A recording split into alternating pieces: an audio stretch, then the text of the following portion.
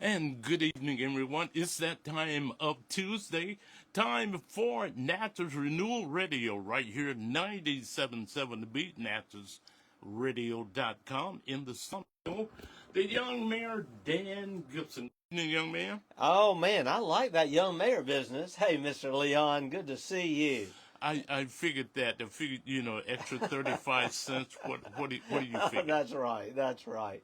You know, it's just been a great day, beautiful day. Absolutely. And I think we're having an early spring. I looked at the weather.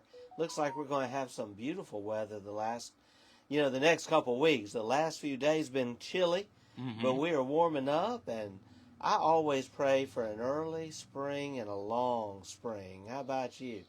Hey, as long as I'm dry, I'm good. That's right. That's right. As long as I'm dry, I'm good. I have been told by Michael, our friend, that they're having a blizzard in New York City today. I wouldn't want to be in a blizzard right now. No. I'd rather see the buds starting to pop out. Birds and hummingbirds and bees. Have I told you about the birds that we feed every day? We have the most popular restaurant in town on our back porch when it comes to birds. And this morning, this week we are celebrating Read Across America. And it is a time when we really try to get our young people reading. So I was able to go out to Global Instant Prep School this morning. And I was out there with just the great team they've got. Dr. Rucker and her staff, they do a great job. But we are so grateful. We have a lady in our community, former school board member, Dr. Renewal, who makes sure that we give books to kids every year. And she is giving out this week 1,800 books to kids here in Natchez. And so we went out there this morning, read them a book, and we were talking about the birds. And I got to share with them about the birds that feed on our back porch. And one of them is a red bird, who is always the first bird in the morning, early in the morning. I mean, it's barely light, and he's already out there. And he's the last bird in the evening. And he will ruffle his feathers and get on the floor of the porch and get your attention if we're out of bird seed. And we have named him Fred, which means first red, because he's always the first red of the day, Fred. But isn't it wonderful to live in a place where we have the squirrels, we have the birds, we even have the raccoons? You know, I've got a healthy one at my house right now. Really? He likes to eat the bird feed, too. Oh, yeah. And so, anyway, anybody wants to trap a coon, come on. All right. Be careful. Be careful. I know, right? All that said, it is so important to pour the love of reading into our children at an early age.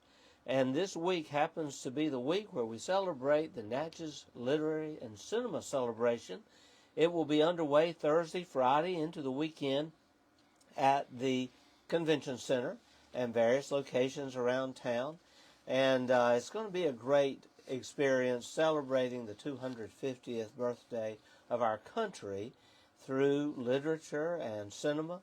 And so I want people to come out and support that festival. But we will be announcing something, and I'm going to just go ahead and tell you a little about it. But it will be rolling out in March, and we are starting something called the Mayor's Book Club. And the Mayor's Book Club, we will be the first city in the state to do this, for the mayor to do this. We are going to be making books available for children in Natchez to be mailed to them on a monthly basis from the ages of 0 to 5. Studies indicate that the earlier a child gets into reading, the more likely they are to succeed in life.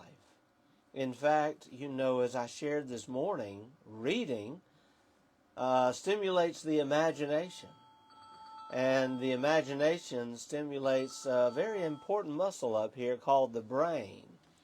And it is proven that readers, the more you read, the smarter you get. And we want our children to be the smartest they can be. And so be watching for more details on the Mayor's Book Club coming in March.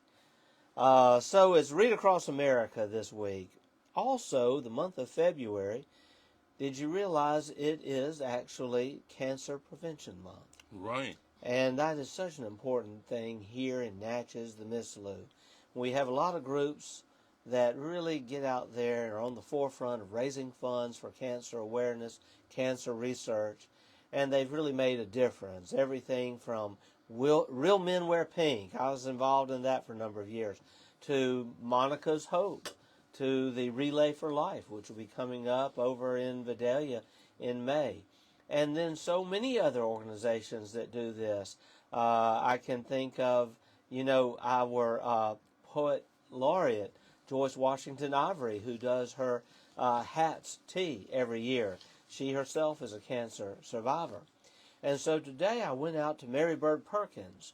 We have a multi-million-dollar facility here in Natchez, right there off of Jeff Davis Boulevard, adjacent to where the old community hospital used to be.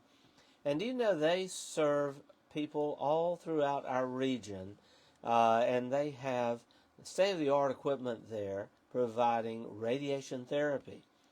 They also have events throughout our community. They just had one last week, tested almost 80 individuals last week, and they're testing for breast cancer, skin cancer, colorectal, and then also prostate, and other forms of cancer. It's so important for people to get early diagnosis, early detection. The earlier you can detect it, the earlier you can treat it, and the better your chances are at 100% survival rate. The longer it goes, the worse it gets. And so my message is simply make sure you are on top of your health, that you're going and getting those reports done. If you're a lady, go get that pap smear. Go get that mammogram. If you're a man, go get your PSA test. And always make sure you're following the doctor's recommendations in getting a colonoscopy and staying on top of your health, because it is far better to treat it on the front end than to let it really grow worse and be inoperable and incurable on the back end. We are so grateful to have Mary Bird Perkins and also all the great folks at Merit Health and all the great healthcare providers here in Natchez and in the Miss Lou. Y'all are really making a difference and you're saving lives, and we thank you so much. And so during these last few days of Cancer Prevention Month, let's please share the message with one another. Go get checked. Save a life. The life you save may be your own. Now, all that said, my goodness, we have had a busy month. February is Black History Month, and I have been enjoying going to some great Black History programs. A great program at Zion Chapel, celebrating the 5 churches here in Natchez that were very active during the Civil Rights Movement. Really enjoyed being there. Also, we had a great program at Rose Hill Baptist Church last Thursday night, sponsored by NAPAC and Rose Hill, and I was so grateful to be there to give out awards to 44 teachers, all 80 years old and over, who have served in our community, and telling their stories of what it was like to be a teacher during the Civil Rights Movement here in Natchez.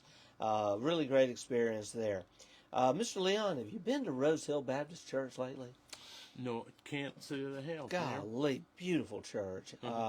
It's a beautiful brick church over here, I believe, on Madison Street, just right around the corner from Cathedral School, and Dr. Martin Luther King Jr. Street there. Also, right around the corner from very near Oak Street, and just half a block off of Union Street. It is a beautiful church. You go in and the ceilings soar. The woodwork is amazing. The organ, the pipe organ, beautiful. The light fixtures. You just feel the history when you go in there. Do you know that Rose Hill Baptist Church right here in Natchez is the oldest black church in Mississippi? No, I did not know that. It is. We've really got some history here in Natchez. I tell you, we really do. And hello, good seeing you. And how have you been? We got one of our veterans here right now. This is Ben Tucker. You want to say anything to the folks How we on the doing, radio? Ben? Hey, Malcolm. And we got Malcolm Ennis, who is the boss.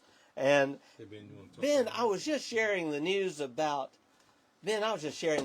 Rose Hill Baptist Church. We were over there the other night.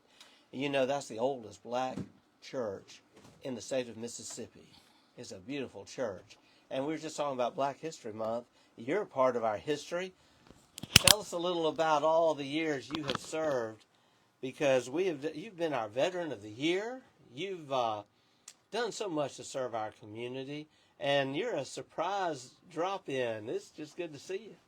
Yeah, this is a surprise to be on the air, and thank you, Mayor. And talking about my military career, it's been a great career. If I could do it over again, I would actually do it over again. I had a lot of fun. I learned a lot. I was able to make a difference for this great country of ours. So I'm just really proud of my service, and thanks for giving me a chance to have a few words. Thank you, sir. Hey, stick around for us a minute. I actually, I love to read in my spare time, and I don't find a lot of spare time. Sometimes it's at 5 in the morning or sometimes on the weekend. But I've been reading a book on Harry Truman, and the book has been talking about his service during World War I, but also how he, after the death of Franklin Roosevelt, led this country to victory during World War II. And it just opened my eyes to how fragile freedom is. People don't realize just how close this country came during World War II to losing our freedom, because Hitler and the axis of evil, including Italy and Japan, they really had more weaponry than most of the Allied countries. And so as a veteran, what message do you have, Mr. Ben Tucker, for people who are out there thinking that freedom just comes easy? Well, thanks for that question. I tell you, freedom is not free. And there's a lot of sacrifice that goes into being a veteran. First of all, I really feel that you got to really have a great love for your country. And if you got a great love for your country, you care about people, you care about freedom, then you're able to go that extra mile. And our veterans have made great sacrifices. And let's not forget the sacrifice that their families have made, their spouses. They have also, when veterans go out and do what they do, the spouses are left behind to take care of the home front, and we should also honor them as we go through this journey together. Yes.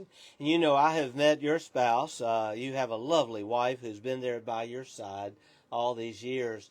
What was it like for her when you were serving? Well, I tell you, I've been on a couple of deployments, and I can recall on each deployment, on the convoy going out, my wife was there, my daughter was there, and it hurt me more looking at the tears in their eyes, and the fact, besides the fact that I was going off the wall with all the uncertainty and stuff, but it hurt me more just watching them, grieve and really be worried about my outcome. So, yes. The spouses play a great part, and like you said, I have a great helpmate. Ben, you do. Mr. Leon. Mr. Tucker, what branch of the service were you in? I served in the Army. Oh, okay. Yeah, I was airborne infantry. Oh, okay. Yeah, I don't know how that happened. The recruiter told me that they needed someone. I told him I wanted to travel. He said I have an airborne unit in Vicenza, Italy. Okay. I heard Vicenza, Italy, but at airborne, I didn't hear it and I didn't understand it. So that's what I ended up jumping out of the airplane. Wow. It's something over there. Beautiful country. Oh, it's beautiful. Beautiful country. Yeah. Mr. Leon, you yourself are a patriot. Remind us about your service. Well, I didn't jump out of a safe airplane. I did fly him. I was in the Air Force during the Vietnam era, and I was Guam and a couple other spots over there in that part of the world. A little bit in California, in communications. So, but no jumping out of safe airplanes. My goodness. My son actually had a little bit of time in parachuting, Wow. and lived to tell about it. But I don't think I would ever take that on. Now, No. former President George H.W. Bush, I am told, if I recall, he parachuted on his 90th birthday. On each one of his birthdays for the longest. My goodness. Yeah, he did what you call piggyback, Yeah. if I'm not That's mistaken. right. He did. Yeah. Yeah, he was with a serviceman, and yeah. But it took courage to do that. I mean, It takes a lot of courage. I can only, and so during your 2 deployments, Mr. Tucker, where did you go? Okay, in You said 1990, Italy? yes, sir. In 1990, I served in Desert Storm, Desert Shield. Yes. I was stationed in Saudi Arabia, and we also went into Iraq to set up a log base Nelligan, to be exact. And in 2003, I served in Iraqi Freedom, where I was a convoy commander. Wow. Wow. Well, we really appreciate your service. Absolutely. And you've continued to be in service, being an officer at the VFW and on the Mayor's Veterans Task Force, and being active whenever we're doing. It doesn't matter if it's a Veterans Day, Memorial Day event, or any of the other events. You're always there. Speaking of Memorial Day, what a tradition we have here in the Miss Lou. We're coming up. May will be here before you know it. And I tell people all the time, it's one of my favorite things is to participate in that historic parade. How many of those parades do you think you've participated in? Countless numbers. I've been participating ever since I was a little kid, walking across that bridge. Like you just said, it's something that the community, something that I always look forward to. It's a great event. And, this parade here is the longest continuous parade of that type in the country. Yes, yes. So it's important. Anytime we're honoring our veterans, we need to do that. Let's talk a little about our Black history, because we are in the month of February still. And that parade is a very important part of our Black history. The U.S. colored troops at the end of the war, descendants of the U.S. colored troops who were in Vidalia, Faraday area, at that time made it across the river each Memorial Day on boats, I'm told. That's right. And they would then make their way to the national cemeteries where so many are buried. And that's where the tradition began. And that would have been in the 1860s. We actually now are going to be having a historic marker up in that vicinity of Canal Street to commemorate all of those many marches and parades that have been had through that area. That's just some great history. Yeah, Black history is American history, and when you're talking about Black history, and you're talking about the Natchez National Cemetery, I worked out there for 6 years. Yes. And at the Natchez National Cemetery, we have Buffalo soldiers interned out there. We have, of course, a Medal of Honor winner, Wilson Brown, and of course you mentioned about the United States colored troops, and it's a great honor and a great thing that the city of Natchez, along with your leadership, was able to establish that monument to celebrate and honor our United States colored troops. I'm so proud of that. And you mentioned Wilson Brown, and thank you. Mr. Tucker, he is the only Medal of Honor recipient buried at our national cemetery. And his story is amazing, how as a slave, he swam to freedom on the Mississippi River here. That's right.